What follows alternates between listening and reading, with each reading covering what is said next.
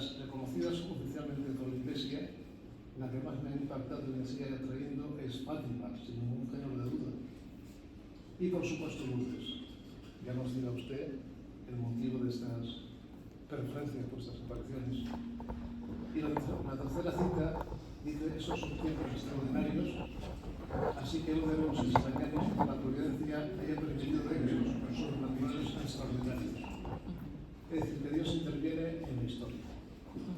Y esto nos lleva al concepto de la teología de la historia, que es lo que creo que usted desarrolla en su libro. Por lo cual, le cedo a usted la palabra para que nos amplíe esas reflexiones. Pues, muchas gracias. Muchas gracias, Jorge. Si te Yo lo sí. presento. Ella es Marta Moreno Candel, que es la editora del libro, que es titular ella de la editorial Nueva Eva. Nueva Eva, que sabemos que es la Virgen. La primera Eva ya sabemos quién es, ¿no? La Nueva Eva es la Virgen. Es una editorial especializada en cuestiones religiosas. Pues muchas gracias, Jorge. Muchas gracias a todos por estar aquí y por la invitación. No sé si se acoplan, no sé si a lo mejor es mejor apagar uno de los micros, que a lo mejor se están acoplando. Sí, ¿no? Sí. Ahí. Vale. Entonces, yo le diría a Jorge que, puesto que Cándido le ha lanzado unas preguntas, porque muchas veces hacemos formato entrevista y yo le hago unas preguntas, pero aprovechando que ya nos han lanzado unas cuantas, Jorge, si te parece, lo que podemos hacer es recoger esas preguntas. Te preguntaba, Cándido, primero hablando de la Virgen, que la Virgen sale al encuentro de sus hijos, ¿no? Cuando ven que se están desviando del camino, y lo hace, a mí me gusta mucho también una frase que utilizas, que es como embajadora plenipotenciaria del cielo. Dios envía a su madre, que es la que viene repetidas ocasiones para que no nos perdamos, Jorge. Y entonces eso luego lo podemos ver recogido en lo que tú dedicas también a parte del libro, a hablar de la teología de la historia, que es ver esa firma de Dios en los distintos acontecimientos históricos, ¿no? O sea, que ni Dios ni la Virgen nos dejan de su mano, y yo quería que esto, si puedes, nos lo ampliaras un poquito, porque yo creo que nos va a dar mucho ánimo saber que no estamos solos.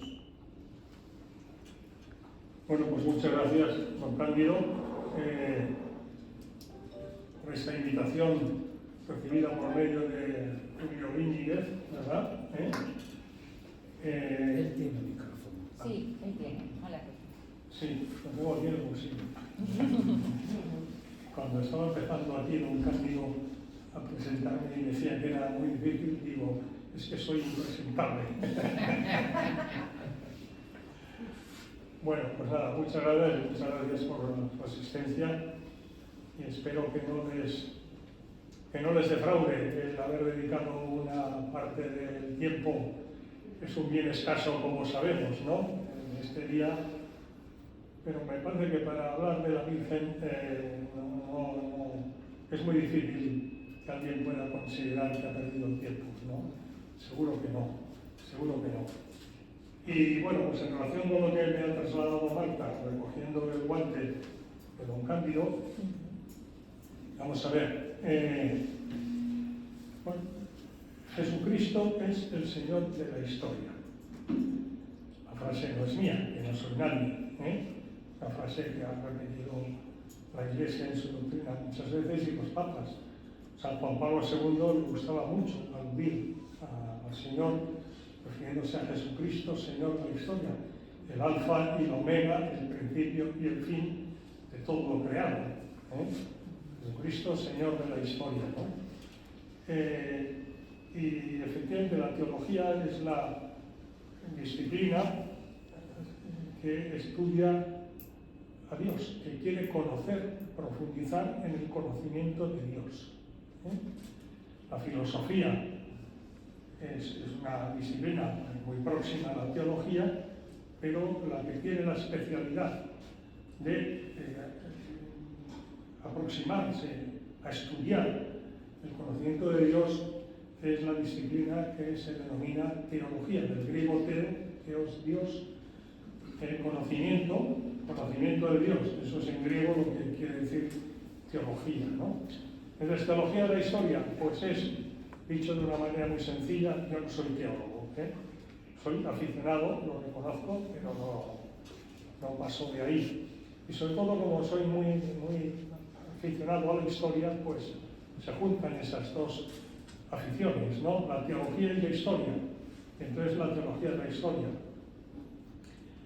que partiendo de la base de que Jesucristo es el Señor de la historia, pues ya se infiere pues, de una manera sencilla, ¿no?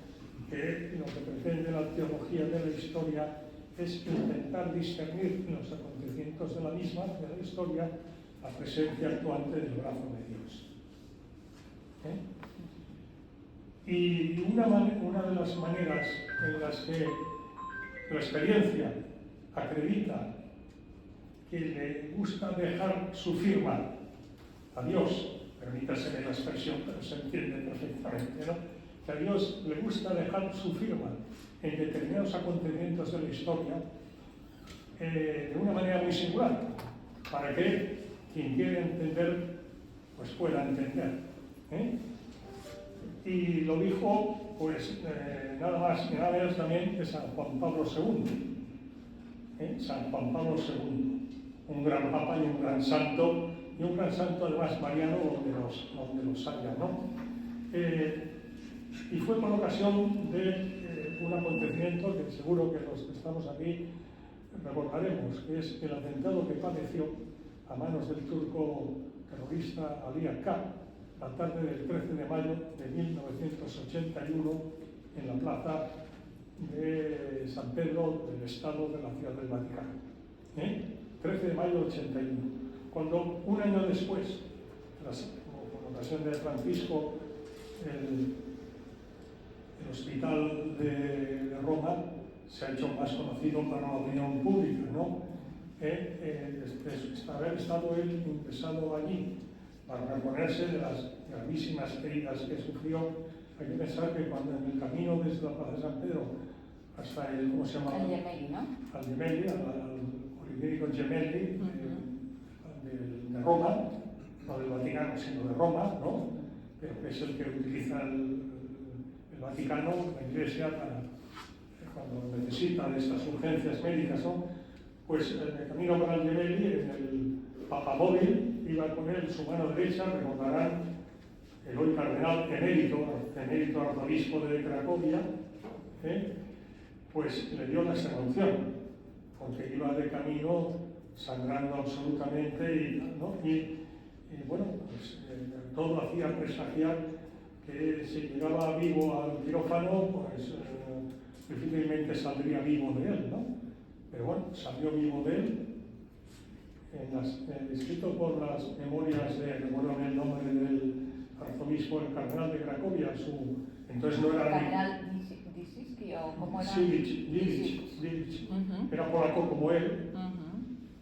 Entonces no era ni cardenal ni arzobispo.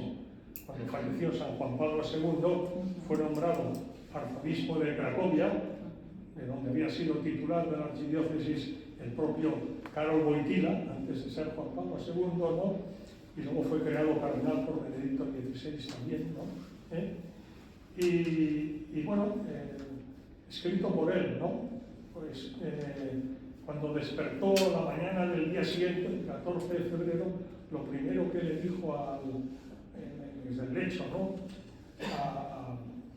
a Stanislaw Zilich es que si había rezado las preces, ¿no? Y le dijo, santidad, estamos en el hospital, ha estado usted, no recuerdo cuántas horas en el quirófano y demás, ¿no? Bueno, allí estuvo unos meses, en el Gemelli romano, estuvo unos meses para recuperarse.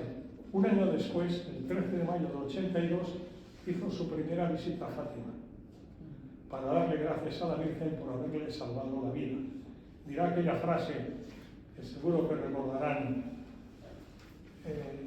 una mano disparó el arma y otra mano materna guió la bala, etcétera, etcétera. Pero lo que iba para la teología de la historia es lo que añado a continuación, que es de San Juan Pablo II, no un servidor, que no sería ninguna autoridad a los efectos, pero sí San Juan Pablo II, ¿no? Dijo, tenía que producirse, esto dicho en la Coma de Guía, el 13 de mayo del 82, tenía que producirse el atentado contra el Papa, escrito así humildemente en tercera persona, coincidiendo con la fiesta de la Virgen de Fátima, para que la Iglesia y el Papa miráramos al mensaje de la Virgen de Fátima. Puntos suspensivos, porque también lo escribió, porque en los designios de la providencia no hay meras coincidencias. No hay meras coincidencias, es una manera más profunda de decir que no hay casualidades. Que no hay casualidades. En los designios de la providencia no hay meras coincidencias. He coincidido contigo en el ascensor, he coincidido contigo aquí. Fíjate, hemos nacido el mismo día. Esas coincidencias se integran en los inescrutables designios de la providencia. Que no quiere decir que todos los tengamos que entender aquí. Los que no entendamos aquí, seguramente confiamos y esperamos en la misericordia del Señor, que los entendamos en la otra vida, ¿verdad? Pero esto es de él. Aprovecho para decir que ahora que está tan de actualidad, por desgracia, Rusia, la guerra, aprovecho para decir que Rusia y la guerra remiten a Fátima, Si luego hay alguna pregunta, pues Rusia y la guerra remiten a Fátima, y Ucrania a medio, ¿no? Y rearme, que si 2%, que si 5% PIB, ¿verdad? Que si drones, que si misiles nucleares tácticos, que si misiles nucleares estratégicos, que si submarinos, te voy a contar, ¿no? Rearme. Pues bueno, a raíz de este acontecimiento, hemos recordado sumariamente, y de lo que dijo el 13 de mayo del 82, que tenía que producirse esa coincidencia de su atentado con esa fecha que la Iglesia conmemora la Virgen de Fátima, la fiesta de la Virgen de Fátima, para que la Iglesia y el Papa miráramos al mensaje. Y fruto de eso, el Papa hizo la primera consagración del mundo al Inmaculado Corazón de María, con una especial referencia, no oral, pero sí en su mente y en su corazón, a Fátima. Porque por primera vez la Virgen de Fátima de la Capeliña, en Fátima no, pues fue llevada a Roma a petición del Papa. Y ante ella, el 25 de marzo del 84, hizo esa consagración.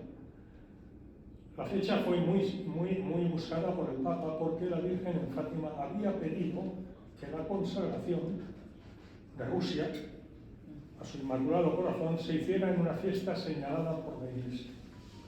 Entonces el Papa estableció que el año 1983-1984, desde la encarnación 25 de marzo del 83 a la encarnación 25 de marzo del 84, fuera año jubilar con ocasión del 1950 aniversario de la redención.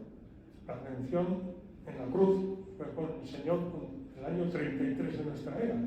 1983 menos 33 son 1950. Entonces, estableció un año jubilar entre el año de la redención, del nacimiento del Redentor, la fiesta de la Encarnación, 25 de marzo, y comienzo y final el 25 de marzo del 84. Y ese día, en la plaza de San Pedro, domingo, una multitud y demás y tal, el Papa hizo esa consagración. ¿Por qué lo digo? Porque sin rearme alguno, el muro de Berlín, que dividía la Europa comunista de la Europa occidental, desapareció, cayó sin violencia ninguna. Y no solo eso, sino que la superpotencia, la Unión Soviética, de la Segunda Guerra Mundial, en 1945, como sabíamos, salió un orden geopolítico global dual. Estados Unidos por Occidente y la Unión Soviética, ¿no? Con el perdón. Bueno, pues... me he perdido. No, estabas contando que había caído, o sea, que sí, después de las sí. dos superpotencias... Y la Unión Soviética, gran superpotencia. Hoy Rusia, no la Unión Soviética, Rusia, tiene el mayor arsenal de cabezas nucleares, para que nos hagamos una idea, ¿no? Bueno, pues cayó como un castillo de naipes. En los designios de la providencia no hay meras coincidencias. San Juan Pablo II Dixit, ¿no?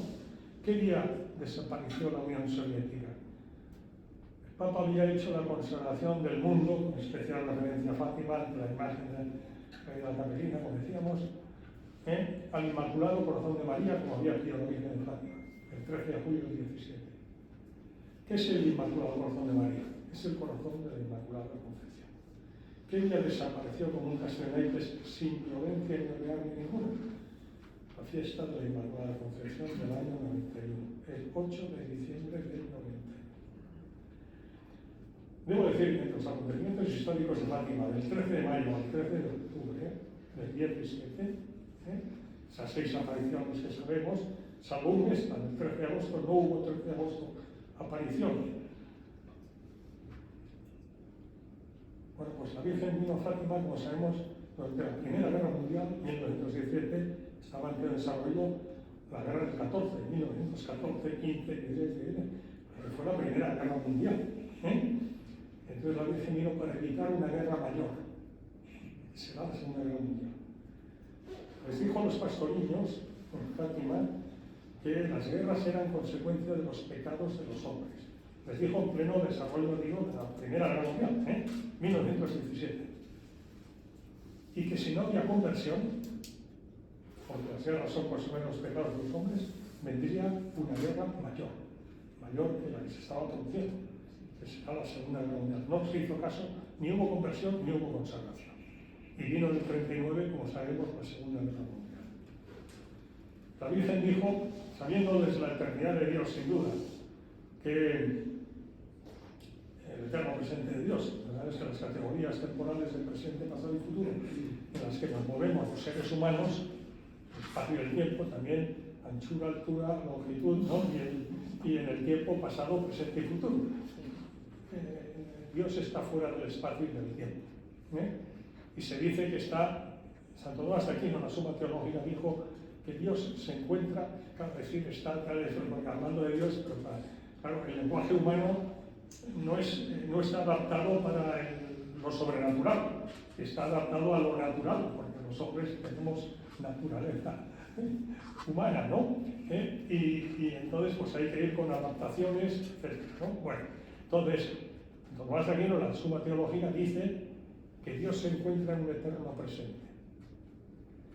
La eternidad de Dios es un eterno presente, es decir, que para Dios no hay pasado ni futuro, está en un eterno presente. Y Él, desde su eternidad, desde su eterno presente, pues sabe lo que estamos ahora nosotros haciendo aquí, para entendernos, ¿no? Y sabe lo que nosotros haremos, cada uno de nosotros y nosotras, no nosotres, ¿no? Pues haremos mañana, pasado o cuando sea, ¿no? Pues desde el eterno presente Dios sabía que no había conversión. De hecho, el periodo entre guerras fue los felices 20, ¿no? La guerra esta acabó, como la Virgen les dijo ese día, también los pastorillos de Fátima, de que esa guerra acabaría pronto, y así fue. Acabó el año siguiente, 1918, al otro año, 1919, fueron los tratados de Versalles, ¿no? Y 20 años después, en el 39, comenzó la Segunda Guerra Mundial. Y fueron los felices 20, es decir, y al parecer, nosotros no vivíamos, pero al parecer, pues ahora los llamamos felices 20, o sea que de conversión, poco, ¿no? Pero es como la Virgen, desde el eterno presente de Dios, sabía, que se lo había comunicado ahí, sabía que no había conversión, dio una gracia especial, que es la consagración de Rusia, que en aquel momento habla en el año 17 de Rusia, al Inmaculado Corazón de María, por el Papa en comunión con todos los obispos del mundo. Y tampoco, no pidió que lo hiciera Stalin o Hitler, pidió que lo hiciera al Papa en comunión con todos los obispos del mundo. Y tampoco no estoy juzgando a nadie, y menos al Papa o tal. Digo los hechos, ¿no? El juzgar es Dios y punto, ¿no? No juzguéis y no seréis juzgados, y menos a autoridades como los papas, faltaría más, ¿no? Pero comento los hechos son así, ¿no? Entonces, bueno, pues, como decía, siguiendo a San Juan Pablo II, entre los hechos históricos de Fátima del año 17, del 13 de mayo, el año 17, por cierto, cuando la Virgen vino a Fátima no fue un año cualquiera en la historia. Sin duda, allá arriba lo sabían muy bien. Fijaros, la Virgen viene el 13 de mayo, del 17, ¿no? A la Cova de Iria. Ese año, en marzo, o sea, 2 meses antes, una revolución liberal masónica en Rusia derrocó al zar Nicolás II de la dinastía Romanov. Marzo del 17. A continuación, Estados Unidos entró en la Primera Guerra Mundial, hasta ese momento era la Gran Guerra Europea. Se incorporó Estados Unidos a la guerra, que hasta ese momento se había mantenido primero neutral y luego no beligerante. O sea, que no era neutral, pero no estaba en el campo de batalla. Es la traducción, ¿no? Entonces, febrero y marzo. Démonos cuenta, en febrero entra Estados Unidos en guerra. En marzo, el golpe de Estado y es derrocada y termina nada más y nada menos que el multisecular imperio zarista, la Rusia de los zares, y a relación viene la Virgen allí. Y en octubre, el octubre rojo, en octubre del 17, aquella revolución liberal masónica que había derrocado en marzo al zar del momento, Nicolás II, de la dinastía Romanov, esa revolución liberal masónica pasa a ser una revolución bolchevique, que Rusia se convierte en la Unión Soviética. Y la Virgen el 13 de mayo del 17, perdón, el 13 de julio del 17, los 3 pastorinos, Lucia, Jacinquita y Francisco, los 2 hermanos canonizados ya, como sabemos, pues les dijo que, además de lo que hemos comentado, les dijo que, en fin, lo que ella quería era esa consagración para evitar una guerra mayor y, literal, está en los anales de Fátima, ¿no? Los reconocidos oficiales de la Iglesia, el reconocimiento de las apariciones, luego las canonizaciones de los pastorinos, tal, que, madre de Dios. Que pobre Sí. ¿Qué les dijo? Que los errores de Rusia. Los errores de Rusia, para evitar los errores de Rusia. Lo dijo el 13 de julio del 17. Los errores de Rusia, en octubre, es decir, 3 meses después, serán el comunismo. Por tanto, la Virgen, antes de la revolución bolchevique, ya dice, traducido a hoy, ¿verdad? Ya dice entonces que se consagre Rusia, que acababa de ser derrocada en tal, que se iba a transformar en la Unión Soviética, ya pone el acento en Rusia. Y que lo que se consagre no es Francia ni España, no, Rusia, a su inmaculado corazón, para evitar una guerra mayor y la expansión por el mundo de los errores de Rusia. Que 3 meses después, los errores de Rusia serán el comunismo. Yo me permito solo dejar aquí, ¿no? Imagínense lo que sería el mundo sin el comunismo. No ahora, ¿no? Que no hubiera existido desde 1917 el comunismo y que no hubiera existido la Segunda Guerra Mundial, la mayor catástrofe de la historia humana conocida, ¿no? Pues eso, ¿de qué dependía? ¿De un rearme? No, de una consagración efectuada, repito, no por un dirigente político de aquí o de allá, por el Papa, en comunión con todos los obispos del mundo. Y el Papa San Juan Pablo II, con ocasión de su atentado, ahora todavía le da más fuerza a esa expresión, ¿no? Tenía en el año 82, dice, tenía que producirse el atentado contra el Papa, coinciden para que la Iglesia y el Papa miráramos al mensaje. Y él hace esa consagración y pasó lo que pasó, que cayó, como decíamos.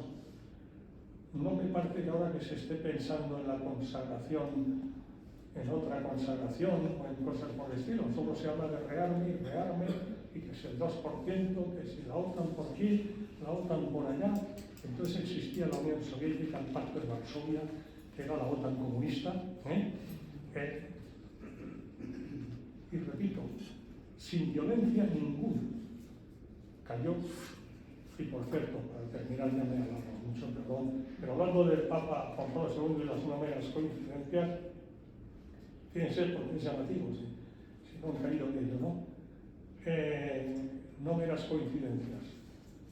El Papa Juan Pablo II, les recuerdo, su primera visita apostólica a España la comenzó el 31 de octubre de 82. Se atrasó porque había tenido el atentado y luego la recuperación, etc. Y vino a España. Él hizo 5 viajes apostólicos a España durante su largo pontificado, ¿no? El primero lo comenzó el 31 de octubre de 82 y terminó el 9 de noviembre de 82. O sea, fue largo, se recorrió España, digamos, en una vista apostólica. Terminó el 9 de noviembre de 82 en la Catedral de Santiago de Compostela. Lo citó él en el Finisterre final de la tierra, de la Europa del momento, de la época de la cristiandad, donde todavía no se había descubierto América, y era el final de la tierra. El Finisterre español era el Finisterre europeo y era el final de la tierra conocida, ¿no? Hizo un discurso desde la Catedral de Santiago de Compostela, el 9 de noviembre de 82, que está en la historia de la Iglesia, dedicado a Europa. Europa, a ti te hablo. Aquí te hablo, es la Catedral de Santiago de Compostela, a ti te hablo de Europa. Sé fiel a tus raíces cristianas. Bueno, es un discurso, me permito invitarles a que entren en internet y ponga Juan Pablo II, Europa, sé tú misma, discurso dedicado a Europa, maravilloso. 9 de noviembre del 82. Oh casualidad, un 9 de noviembre del 89 cayó el muro de Berlín. Y él, entre medio, había hecho esa consagración. Pero curiosamente, el principio del fin del muro de Berlín, sin violencia, como sabemos, fue el 19 de agosto del 89. Mira, ¿qué tiene que ver? Hay un monumento en un lugar de la frontera entre Austria y Hungría que evoca un acto que promovió para ese día, el 19 de agosto del 89, el príncipe Otto de Habsburgo, hijo del último emperador austrohúngaro y beatificado, emperador Carlos, beatificado por Juan Pablo II, ¿no? Las tensiones entre la Unión Soviética y Estados Unidos eran tremendas, tremendas, y convocó lo que llamó el picnic paneuropeo, es decir, la Europa comunista, Hungría y Austria, la Europa occidental, ¿no? Por la paz, el picnic paneuropeo por la paz. Convenció a los ministros de Exteriores de Austria y de Hungría, entonces República Popular Comunista Soviética de Hungría, al picnic. Y entonces, para conmemorarlo, se acordó que durante el picnic se podría pasar de un lado a otro de la frontera sin problema. Resulta que cuando se anunció tal, pues bueno, resulta que empezaron a pasar alemanes de la República Democrática Alemana a la Alemania comunista, a la Hungría comunista y de la Hungría comunista a Austria, y esa riada, nadie dio orden a los bocos húngaros, los guardias de la mano, de que eso terminaba cuando acabara el picnic, ¿no? Y esa riada humana es la que llegó hasta el 9 de noviembre, aquella multitud, pero sin violencia, ante la cual se derrumbó el muro de Berlín. Hay un monumento en un lugar de la frontera austrohúngara, hay un monumento que evoca eso. El monumento para nada habla de Fátima, ni de la consagración, ni de Dios, pero el hecho es el hecho. Aquí comenzó, en ese monumento, y cada 19 de agosto se celebra allí un acto, Angela Merkel ha ido muchas veces, los periodos, aquí comenzó el principio de la caída del muro de Berlín, el 19 de agosto. Ahí no pone nada de lo que estoy comentando, pero ustedes lo entienden perfectamente. Es decir, claro, si Dios no existe, pues mire usted, pues nada. Pero el 19 de agosto, ¿por qué lo digo? Porque la Virgen, el 13 de agosto no se les pudo aparecer los pastorillos, porque el gobierno masónico de la época de Portugal, en 1910, una revolución también liberal masónica, derrocó al último rey de la monarquía lusa, y era una república. Entonces, claro, eso de Fátima pues, costaba regular, ¿verdad? Y entonces ya el 13 de mayo, 13 de junio, 13 de julio, cada vez más gente nos dieron orden al alcalde de Vilanova de Urem, que era el fundador de la logia masónica de Vila Urem, en su tumba en el cementerio tiene el signo masónico, o sea que esto es algo público, no estoy haciendo aquí conspiranoia, ¿no? Es historia y punto, ¿no? Entonces le dijeron que acabara con aquello, y él, para acabar con aquello el 13 de agosto, con engaño, en el carruaje con el que fue de Vilanova de Urem, que es el ayuntamiento al que pertenece la Iglesia Fátima, pues se los llevó. Pero la Virgen no se les pudo aparecer. Y manifestó después a Lucia, en una aparición, que manifestó la tristeza que le había ocasionado lo del 13 de agosto, que no hubiera podido aparecerse a Luna. Hoy diríamos, la presión social obligó al alcalde a tener que poner en libertad a los niños, y la Virgen se apareció no en la Cova de Guía, sino en el Aljustrel, que es donde están las casas de los hermanos Jacintita y Francisca, o mis santos, como decimos, de Lucia, prima hermana de ellos, ¿no?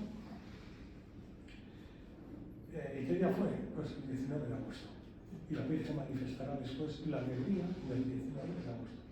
Tristeza, dicho por la Virgen, tristeza del 13 de agosto y alegría del 19 de agosto. ¿Qué día se erigió el muro de Berlín? Había dicho que el tercer secreto se diera a conocer en el 60. No se dio a conocer.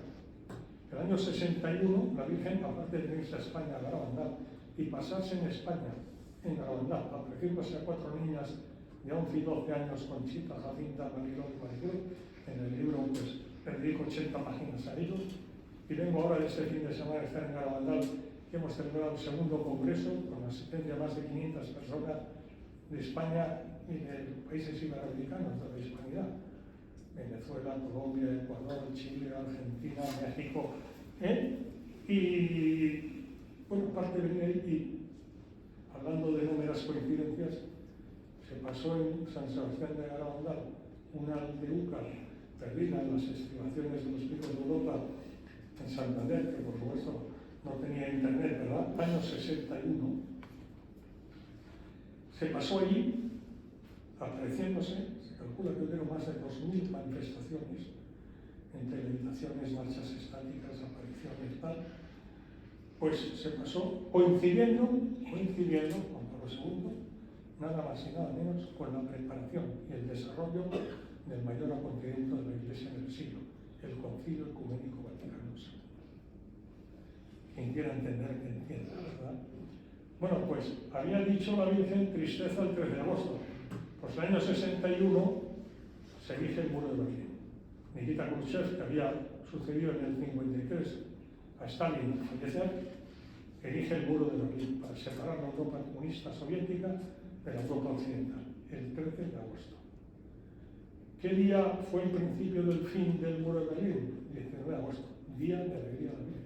En la Justela hay un monumento de la Virgen, los pastoriños, y una placa que pone el 19 de agosto de 1917, la Virgen se apareció aquí, que es historia Fátima, ¿no? Si habéis estado allí, habéis visto.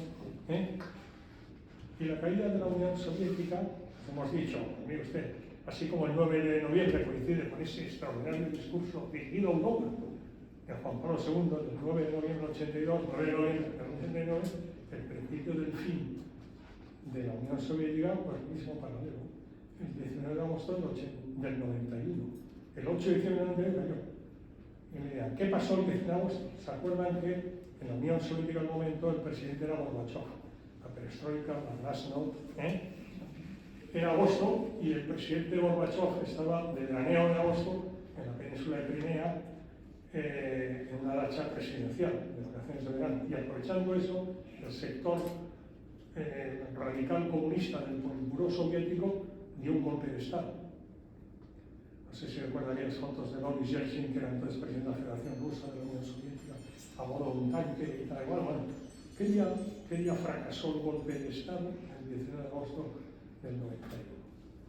Y a continuación el día de la Inmaculada. Bueno, pues está lleno, que sepan, que está llena la Segunda Guerra Mundial, la Guerra Fría, y aconteciendo a través de la historia de las novenas coincidencias. Y entre ellas, pues siempre diré, lo comento en el libro también, que es la Virgen vino a Fátima para impedir la revolución comunista y una guerra mayor. considera expandir, para impedir la expansión de los errores de Rusia por el mundo. La manera de evitar que hubieran errores de Rusia es que no hubiera comunismo, ¿no? Por lo tanto, que no hubiera revolución bolchevique. Para impedir la revolución comunista vendrá la Virgen a Fátima y pedirá la consagración por medio del Papa de Rusia a su Inmaculado Corazón. Fíjense, para impedir la Revolución Francesa. ¿Quién vino? Vino el Sagrado Corazón de Jesús. A Fátima, el Inmaculado Corazón de María. Esto es teología de la historia, ¿eh? Por eso lo estoy diciendo. Esto es teología de la historia. Para evitar la revolución bolchevique y la guerra mayor, la Segunda Guerra Mundial, la Virgen vino a Fátima. En 1917, como hemos recordado. Pidió la consagración de Rusia a su Inmaculado Corazón por medio del Papa. Para evitar la revolución francesa, vino en 1689 en Paray-le-Monial, la Borgoña francesa. Allí había sido, será la Virgen de Fátima, aquí será el Señor, el Sagrado Corazón de Jesús. Allí pidió la consagración de Rusia por el Papa, aquí pedirá la consagración de Francia por el rey, que era Luis XIV. O sea, allí por medio del Papa y aquí por medio del rey, Luis XIV, que era el reinante en 1689, para evitar la revolución bolchevique y para evitar antes la revolución francesa. Luis XIV no hará la consagración, Luis XV tampoco, Luis XVI tampoco. Y 100 años después, día por día, porque el día que vino, y además, la intermediaria en Paray-le-Monial del Sagrado Corazón de Jesús fue Santa Margarita María de Alacoque, la gran apóstol de los tiempos modernos del Sagrado Corazón de Jesús, por esto. ¿Qué día fue eso? El 17 de junio de 1689. ¿Qué día se desencadenó la Revolución Francesa? O casualidad, 17 de junio de 1789. En los designios de la providencia no hay meras coincidencias, ¿no? Y el Señor de la historia. Imaginemos por un segundo lo que sería nuestro mundo si no se hubieran producido la Revolución Francesa ni la Revolución Comunista. Bueno, no digo que estaríamos en el paraíso terrenal, ¿verdad? Pero en fin, en un mundo, digamos, más grato a Dios, sin duda, ¿verdad? Bueno, he querido tocar con esta respuesta, perdóname, varios temas, desde que, de una manera sencilla, escribir lo que es la teología de la historia. Entonces, en el libro, pues en fin, con ocasión de relevantes apariciones marianas, que es imposible pues, hacerlas todas, pues he seleccionado pues, apariciones marianas en Francia en el siglo XIX, es decir, Francia a continuación de la Revolución Francesa, España, pues, porque es España, tierra de María, del siglo XX, y Fátima, porque Fátima es Fátima. Claro. Jorge, y yo quería, o sea, tú nos has demostrado, bueno, nos has explicado cómo reconocer la mano de Dios y de la Virgen, como embajadora decíamos plenipotenciaria de todo, que no nos dejan de la mano. ¿Y qué es lo que la Virgen nos has contado?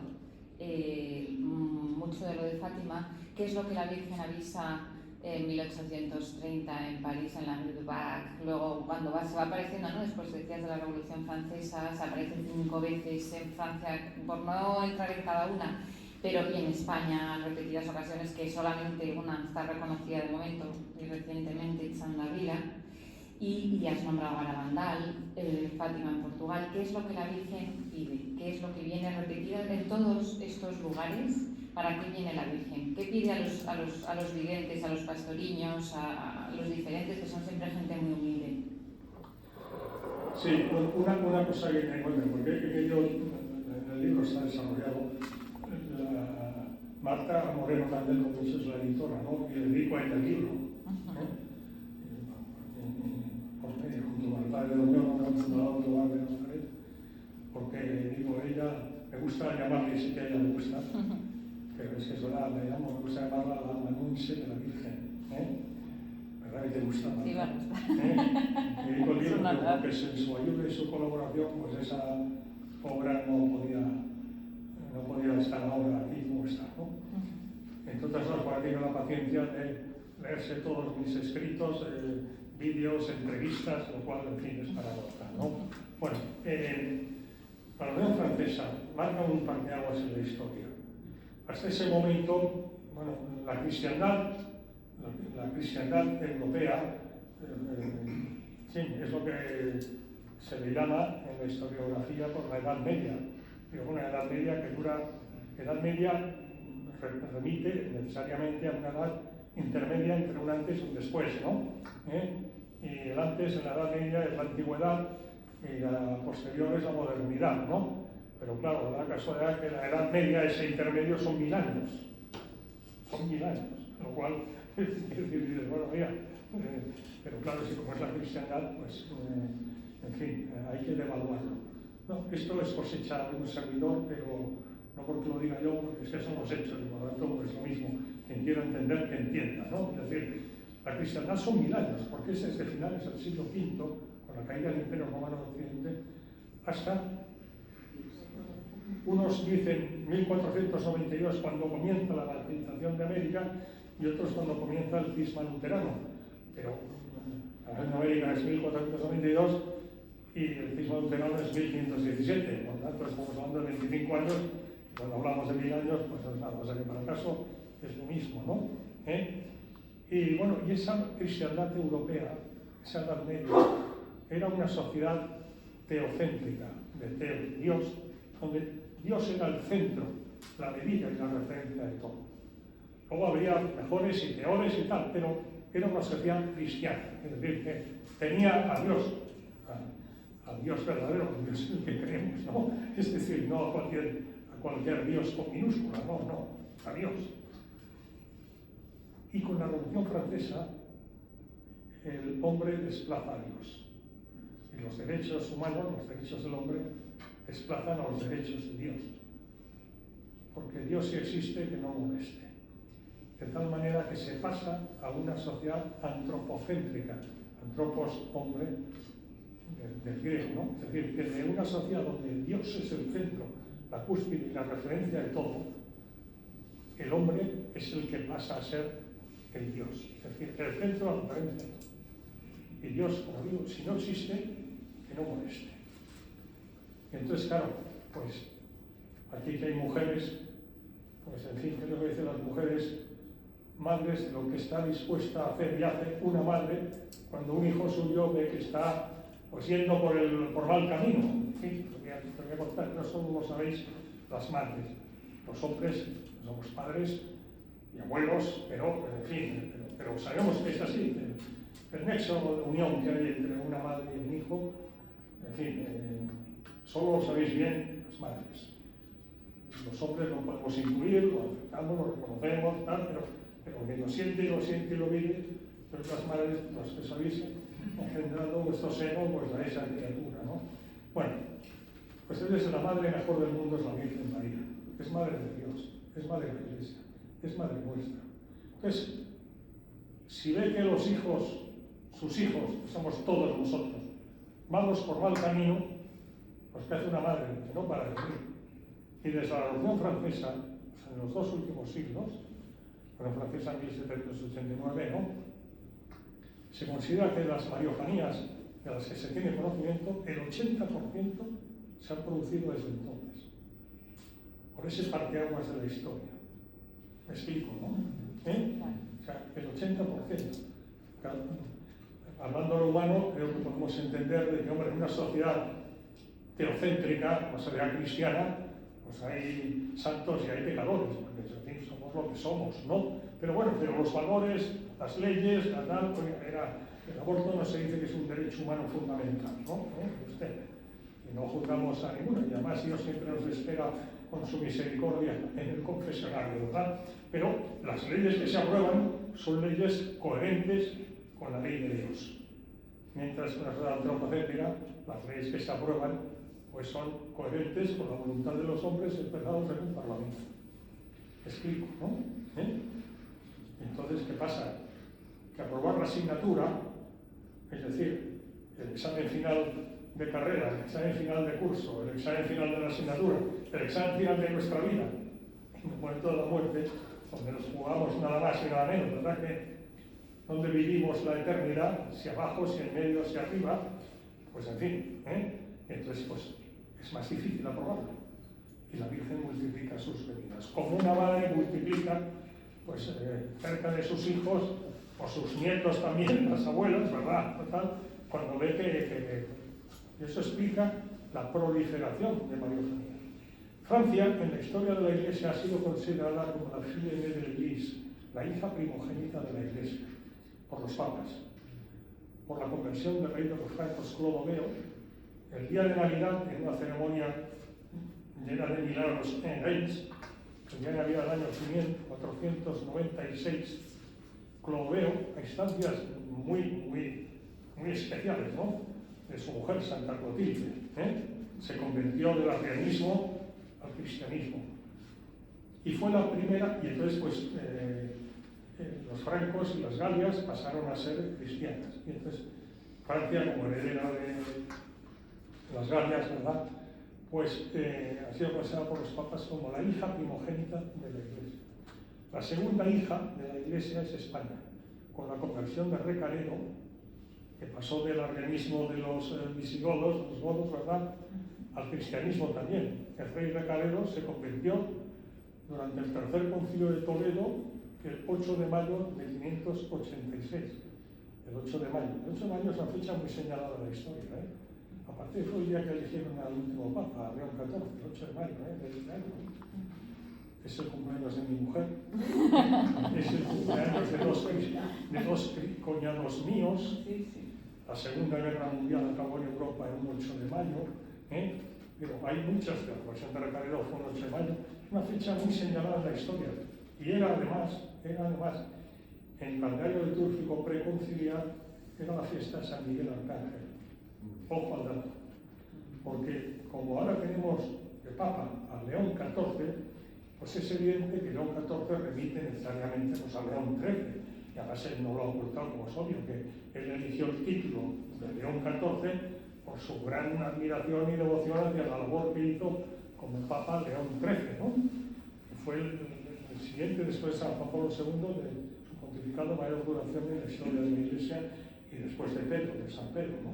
Después de San Pedro está San Juan Pablo II, desde el año 78, fue elegido Papa el día de la fiesta Santa Margarita María Alacoque, el 16 de octubre del 78. Y falleció el primer sábado de mes, 2 de abril del 2005, que por cierto está llena de no meras coincidencias, porque este Papa de Fátima falleció el primer sábado de mes.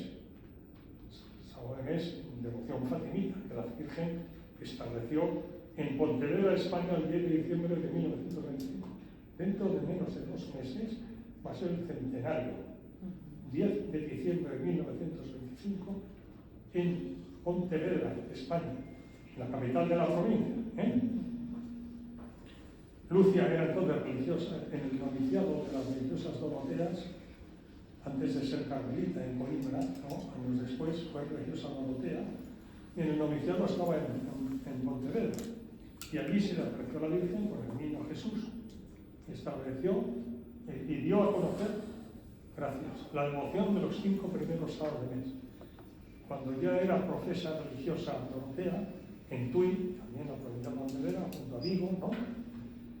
El 13 de junio del 29, la Virgen se le apareció y le dijo que había llegado para el cielo la hora que te anuncié el 13 de junio del 17, de que el Papa consagrara a Rusia a mi inmaculado corazón tanto. O sea que esas 2 promesas que la Virgen había dado a los niños el 13 de junio del 17 los cumplió en España, en Pontevedra y en Tui. Y este año es el centenario, hoy estamos a 23 de octubre, el 10 de diciembre, centenario de la promesa, fijaos en Sagrado Corazón de Jesús, en Parelle Monial, a Santa Margarita María Alacoque, le dio la devoción, le transmitió, porque en definitiva lo que hacemos bien de ser transmisores, ¿no?, del mensaje que la Virgen da a la humanidad, a la Iglesia y la humanidad a través de ellos, ¿no? El Sagrado Corazón de Jesús dio la devoción de los 9 primeros viernes de mes. Estaba Corazón de Jesús. En Parero Monial, a Santa Margarita María del Coco. La Virgen, el Inmaculado Corazón de María, una madre, baja la nota de corte y da la devoción de los 5 primeros sábados de mes. O sea, los 9 primeros viernes de mes, precisamente, como una gracia especial, ya sabemos que sigue esa devoción, la promesa del Salvador de Jesús, del momento de su muerte, tendrá las gracias necesarias para, correspondiendo a ellos, salvar su alma. Nos dice para ir al cielo, salvar su alma. Cuanto pasar una temporada en el purgatorio, yo por lo menos ya lo firmo ahora. Es decir, aunque sea, a ser posible que sea el menor tiempo posible, nos entendemos, ¿verdad? 9 primeros viernes de mes. Cuando viene la segunda vuelta de tuerca de la Revolución Francesa, que será la Revolución Comunista, viene la Virgen Fátima y dará la promesa 9 primeros viernes, ahora 5 primeros sábados de mes. Por cierto, el Papa Juan Pablo II, el 17 de agosto de 2002, consagrará al mundo a la misericordia de Dios. Santa Faustina Kowalska, al corazón misericordioso de Dios, en Cracovia. Consagró el mundo al corazón misericordioso de Dios en Cracovia. Y habló de la coronilla de la Divina Misericordia, que en el lecho de muerte rezaba 9 primeros viernes, 5 primeros sábados, domingo de la Divina Misericordia. Viernes, sábado, domingo. Yo lo dejo ahí. Entonces, digo que si Francia era la hija primogénita de la Iglesia, por eso el demonio vino y la revolución no fue inglesa, ni danesa, ni holandesa, fue francesa. Y la Francia cristiana y tal pasó a ser la Francia racionalista, laicista. La masonería tuvo que ver con la Revolución Francesa muchísimo, y los principios, en fin, un laicismo anticristiano visceral, ¿no? Entonces la Virgen, como buena madre, viene, y son la constelación de Mariofanías que en el siglo XIX se producen en Fátima, comenzando con la Heidi Bach, Santa Venea Laurel, María Milagrosa, 1830, que el Papa Pío XII, en el centenario de la definición del dogma de la Inmaculada Concepción, que había sido definido por el Papa Pío IX, hoy Beato Pío IX, el 8 de diciembre de 1854, 100 años después era Papa Pío XII, y estableció un año jubilar.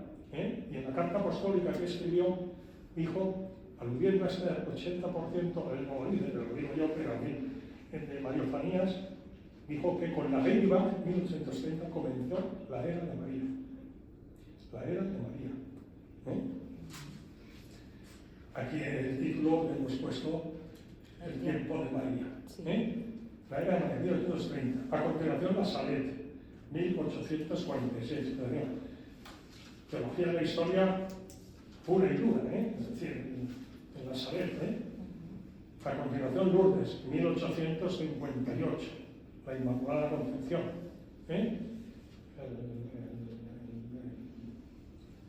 El dogma de la Inmaculada se había promulgado, lo había definido el Papa en 1854, y 4 años después, claro, si era y es importante para el cielo. La Inmaculada Concepción de María, porque sabemos que un dogma es una verdad divinamente revelada. O sea, un dogma no requiere de explicación. Un dogma en la doctrina de la Iglesia es considerado como una verdad de fe divinamente revelada.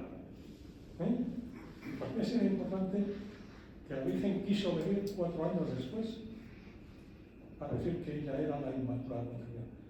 Es un matiz que no es el tiempo, en nuestro caso, aunque ellos lo vamos no para decir que había sido concebida inmaculada, sin pecado, sino que ella era la Inmaculada Concepción. Es un matiz muy singular, ¿no? 1846, 1858, Pontmain, en Francia, en la Bretaña francesa, 1871. Para quien da. Yo cada X tiempo, cada día seguimos una razón, pero cada X tiempo estoy desarrollando una serie que se llama Teología de la Historia. Llevo escritos 43 capítulos sobre teología de la historia y los salen en 2 páginas cada X sábados. El de pasado mañana, lo digo porque lo he dejado escrito ayer en Barcelona y lo he enviado ya, hoy, desde el área lo envío hoy a la redacción, lo dedico a la aparición de Pontmen. Entonces, como tú lo tendrás, si a alguien que le interesa, se lo envías para que la aparición de Pontmen es una importante, espectacular para la historia de Francia. Francia en la guerra franco-prusiana. Porque yo creo que había predicho la Virgen en la Vidivac, que lo había concretado en la Salet.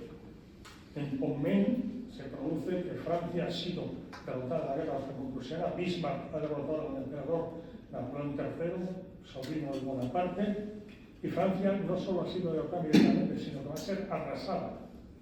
Oiga, se aparece la Virgen Nuestra Señora de la Esperanza a unos niños allí y sorprendentemente, literalmente de la noche a la mañana, el alto Estado Mayor prusiano dice que se anula la invasión de Francia, que iba a arrasar a Francia, y a continuación, 11 días después, se negocia el armisticio entre Prusia y Francia.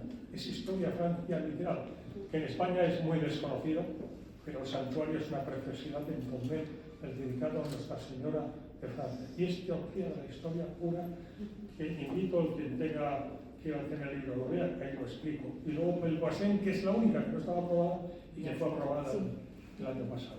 Y España, termino diciendo que España del siglo XX, Chauchina, Granada, 1906, Ezquioga 1931, Umbe 1941, Garabandal 1961, El Escorial 81. Fijaros qué curiosa coincidencia la secuencia, 31, 41, 61, 81. Añado otra muy importante y que tuvo mucha tal, Can Cerdà, Sardañola, Barcelona, reciente, 1974, y Chandavila, que fue en 1945. La Virgen había venido a Fátima para evitar la Segunda Guerra Mundial. El 8 de mayo termina en Europa la Segunda Guerra Mundial, el Pacífico, y acaba toda la Segunda Guerra Mundial con la rendición de Japón el 3 de septiembre, ¿no? Pero la Virgen, unos días después del 8 de mayo, concretamente el 27 de mayo, se viene a la frontera, un lugar, la frontera entre España y Portugal, en España, en la provincia de Malagón, llamada Chandavila, para decir todo lo que dijo, que ahí está escrito en el libro, ¿no? Y esta, el año pasado, igual que la del Poisson de Francia, fue reconocida por el Dicasterio para la Fe con las nuevas normas de discernimiento que se han aprobado. Perdón, gracias. Nada.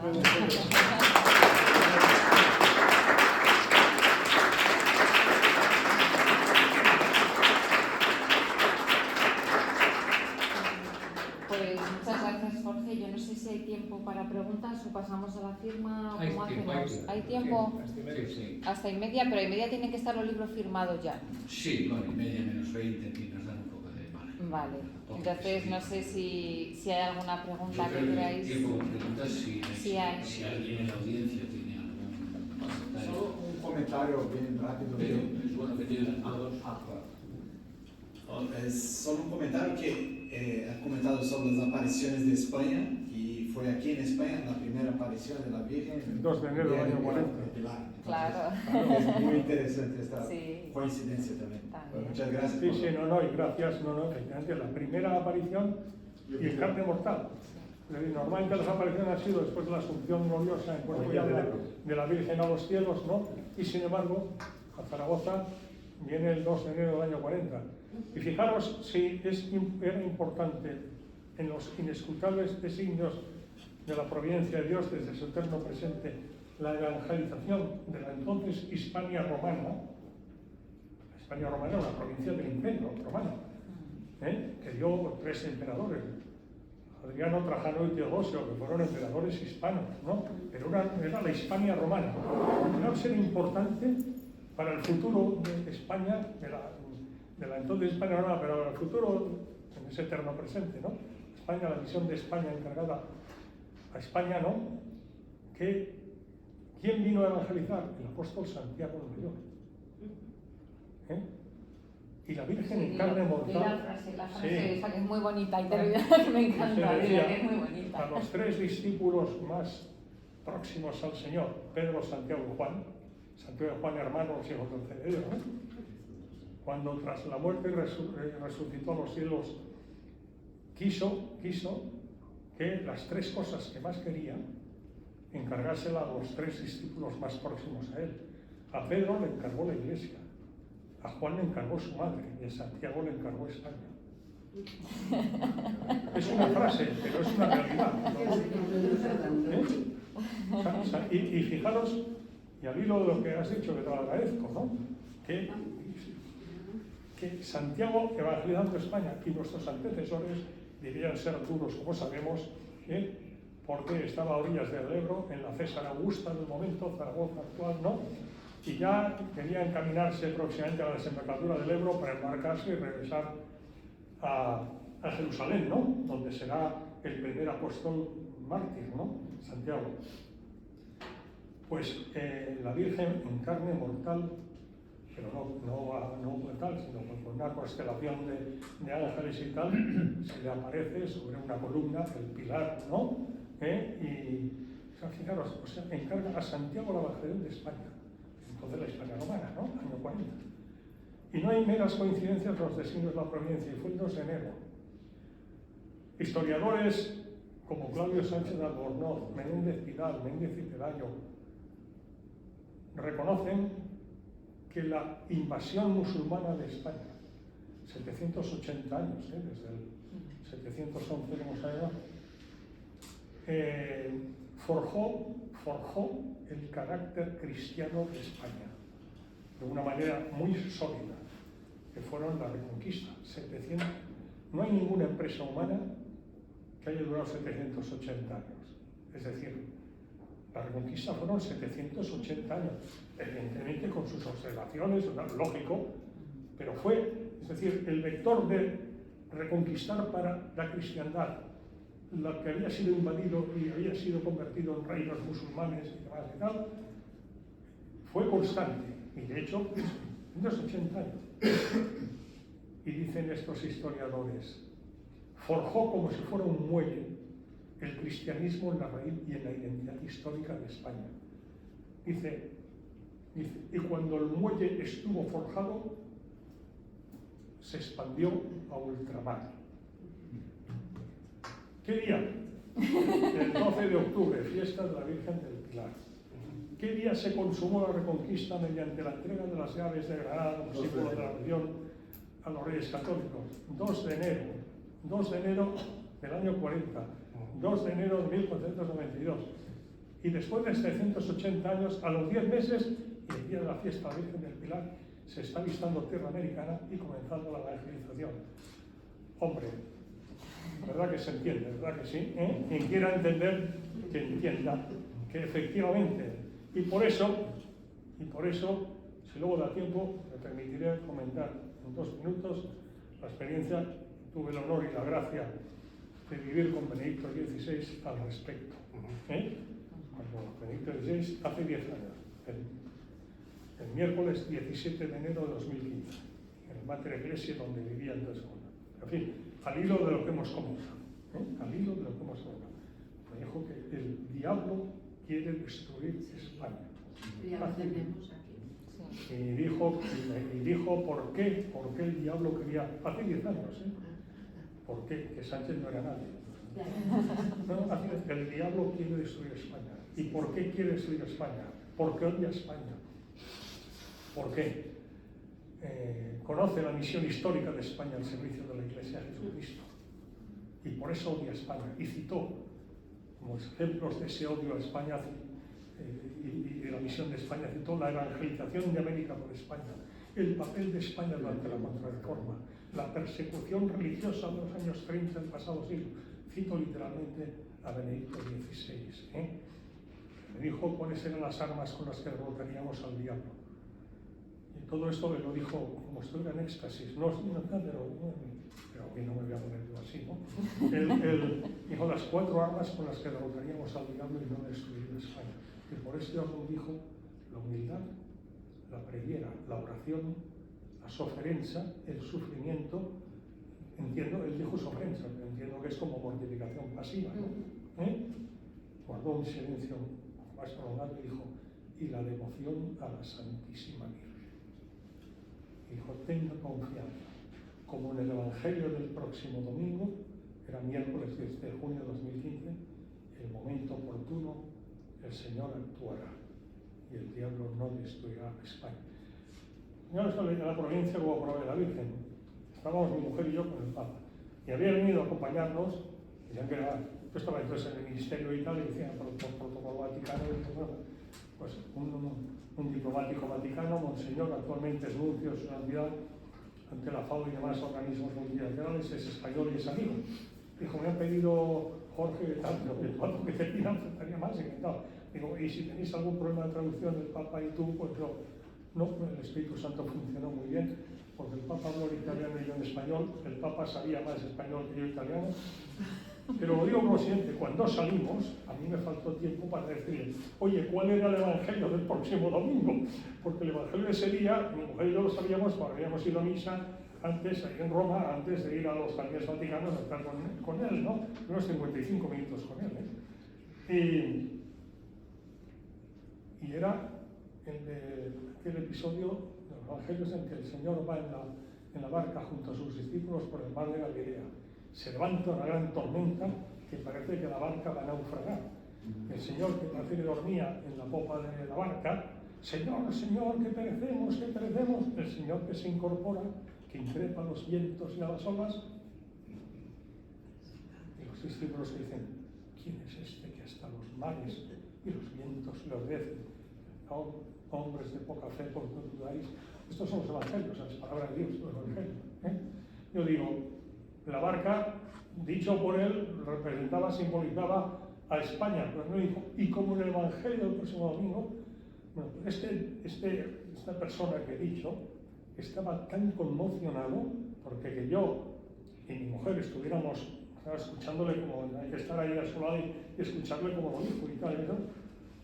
Pues normal, ¿no? Pero este hombre que había sido un estrecho colaborador suyo durante su pontificado, diplomático vaticano, nuncio, estaba con Asun Jorge, el Espíritu Santo ha profetizado por boca de Benedicto, el Espíritu Santo ha hablado por boca de Benedicto y lo que ha dicho un día debe conocerse. Por eso los dice.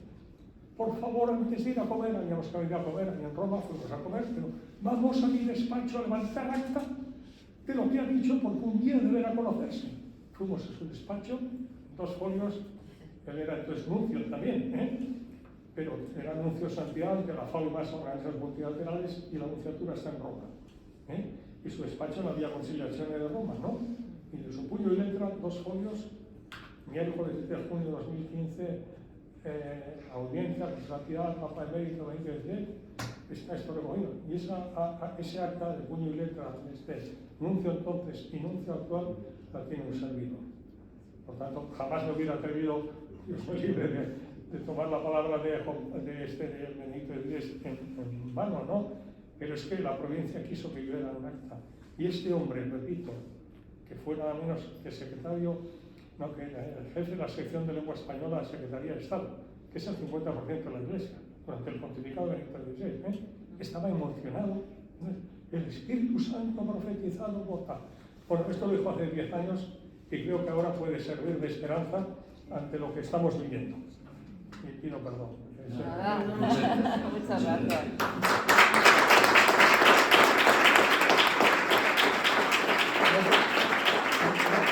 No tenía previsto contar esto ahora, pero bien está contado. Bueno, pues si os parece, no sé si hay alguna pregunta inminente. ¿Sí? César.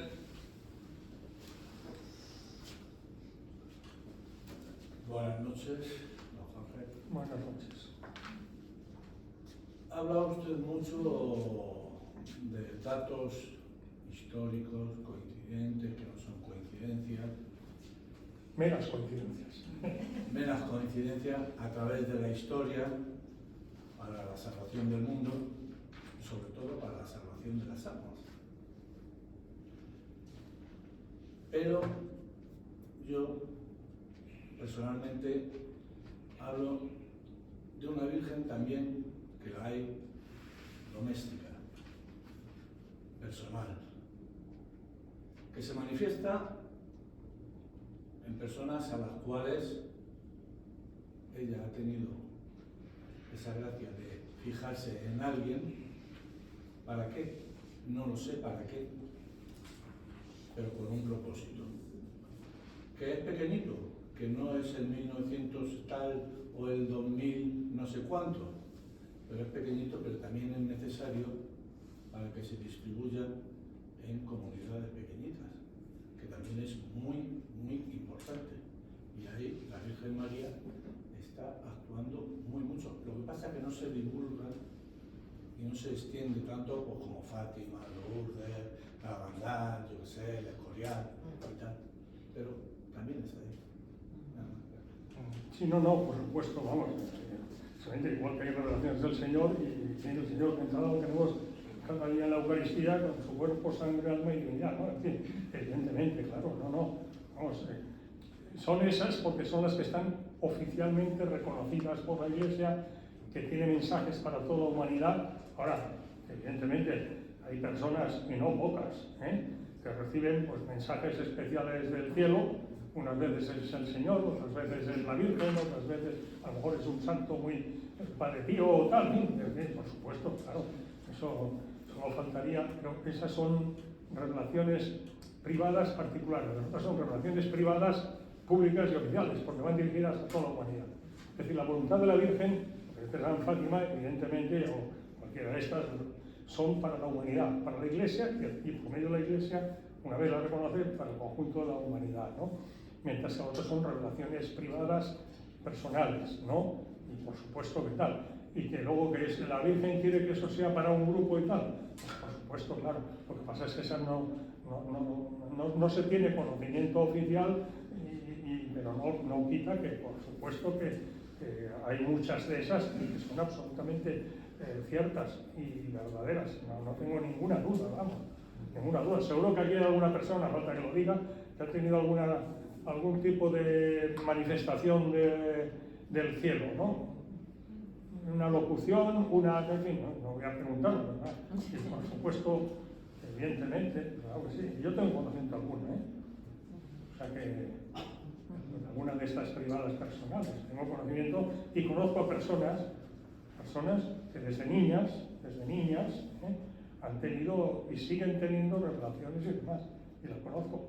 Pues evidentemente no está reconocida por la Iglesia, ni sabía ni nada. Pero yo, que conozco a esa persona, debo decir que tengo la absoluta convicción personal de que es cierto, ¿no?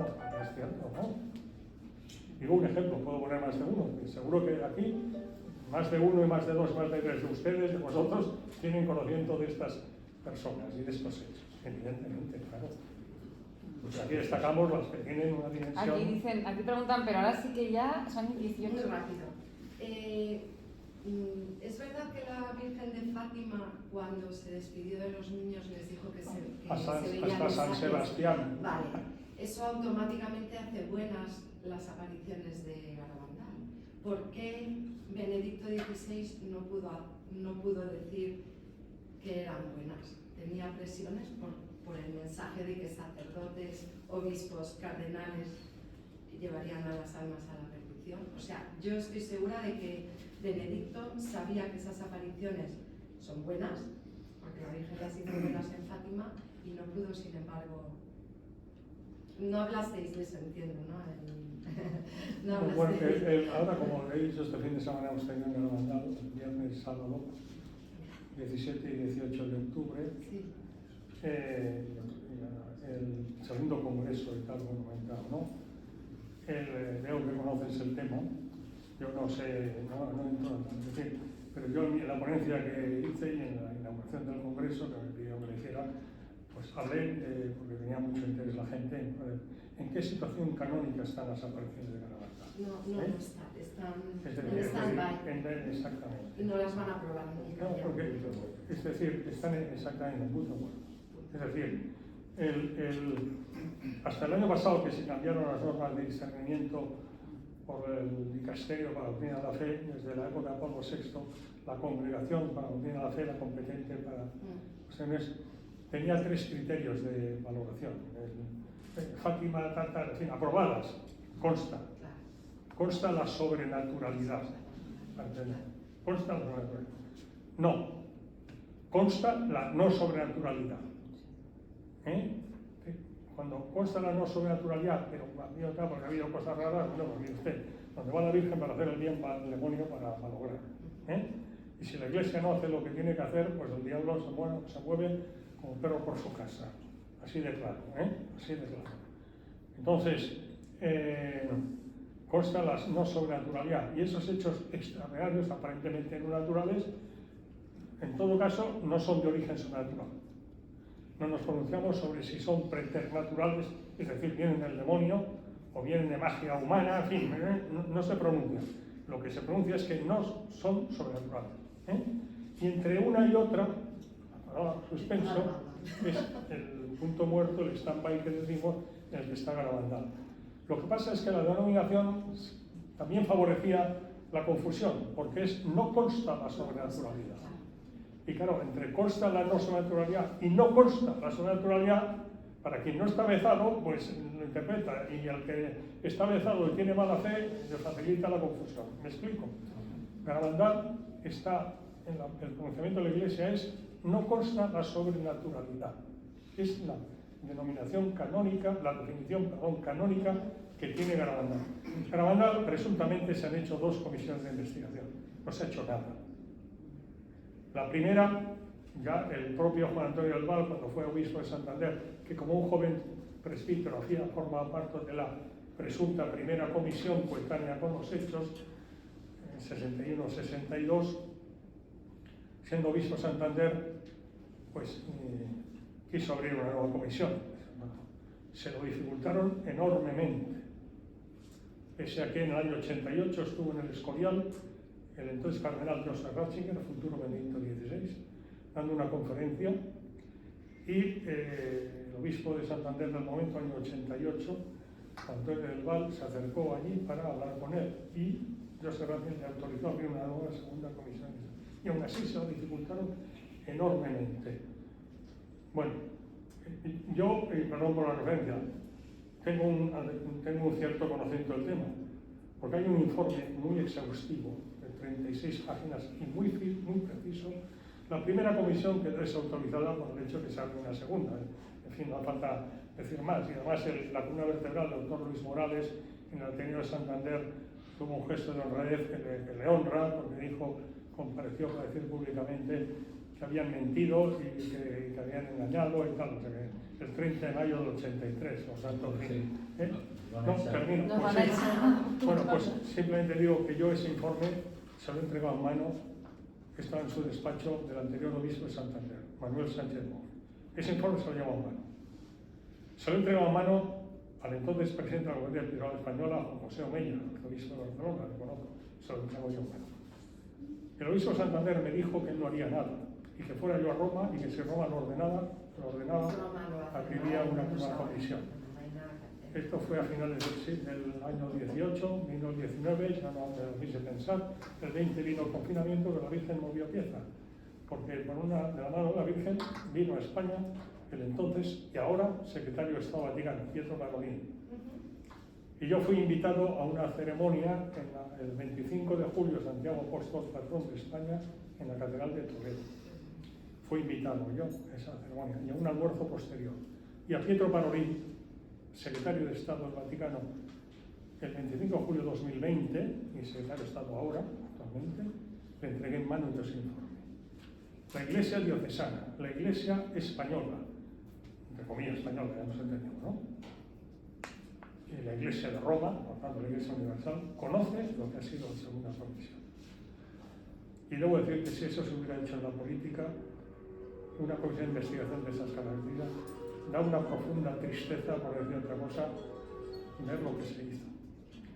Y efectivamente, como ha dicho, no sé tu nombre, el segundo mensaje, el 13 es a Fátima, como el 18 es a Garabandal, aprovecho para decirlo. Sí. Entonces, el segundo y último mensaje público pedido por la Virgen decía, muchos sacerdotes, obispos y cardenales, año 65. Fijaros, muchos sacerdotes, obispos y cardenales van por el camino de la perdición y arrastran a muchos. Claro, cuando todos los obispos y cardenales de la Iglesia estaban reunidos en Roma en concilio, que les digan que 4 niñas de la España de Franco, allí en una tal, les dicen que tal, y la mano negra ha podido moverse. ¿Verdad que me he explicado? Muchas gracias. Si alguien quiere que le dedique el libro, que vaya pasando. Yo en cualquier caso quiero decirles que aquí está la invitación de la próxima conferencia. Si cogéis una, sabréis cuándo y por quién. Y al lado, quien quiera cogerla y rellenarla es una encuesta de satisfacción. Agradecer a quien considere oportuno que o bien la rellene o bien se la pueda llevar por ahí. Es una manera de hacerla en la papiloma. Gracias por su asistencia y por favor, los que tengáis el libro y queráis que os lo dedique, podéis pasar a que don Jorge os lo dedique. Muchas gracias por todo. Cuidado.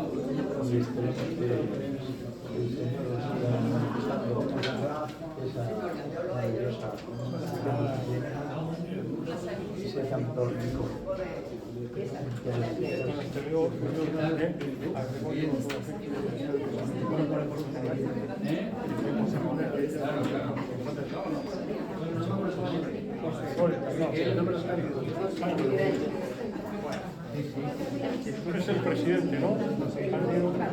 Te estoy tuteando.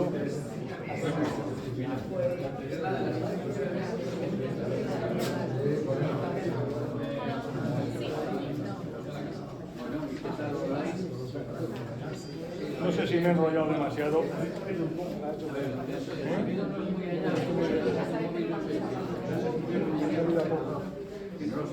Aunque quitáis otra vez, venimos.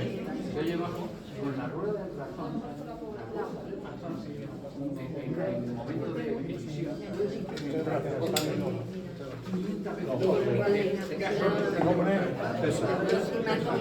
¿Estás de acuerdo con lo que he comentado? No, totalmente de acuerdo.